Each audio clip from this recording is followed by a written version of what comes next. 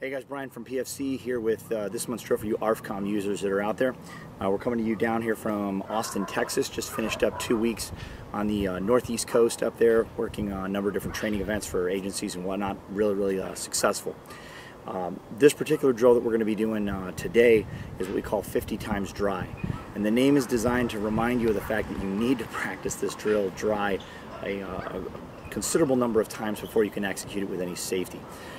Law enforcement, military, even responsible private citizens have probably got some familiarity training inside, around vehicles and whatnot with having to present the weapon. And that's okay. It's got its own unique set of challenges that the shooter's going to encounter working from the window, from center console, concealment, operating in and around the seatbelt. But one of the biggest ones, which is often neglected or overlooked, is working around that passenger that very well may be inside the vehicle, particularly if they have to engage to the flanks. Driver's side is not so bad. Passenger's side can be pretty challenging.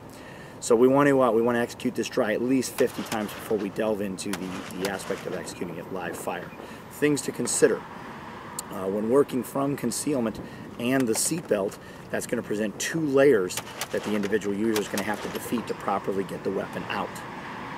Secondly, we always hear people talk a lot about muscle memory.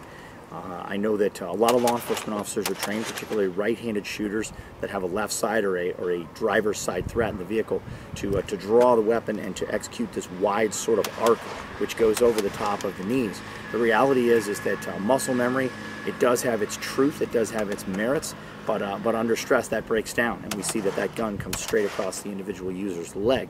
For that reason, a technique that some people may find some success with is upon the presentation to actually turn the butt of the weapon system out towards the outside of the body right there. That points the muzzle up naturally, and then it's capable of driving straight across the body without muzzling.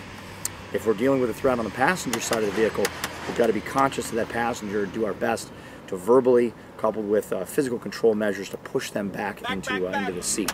If you're performing the role of passenger in any of these scenarios, it's imperative that you not freak out or act stupid to take and overly realize or complicate the scenario. So this is one of those gravest extreme situations where you're definitely going to want to have some familiarity with how to present that weapon system under these conditions. A moment ago I just mentioned muscle memory.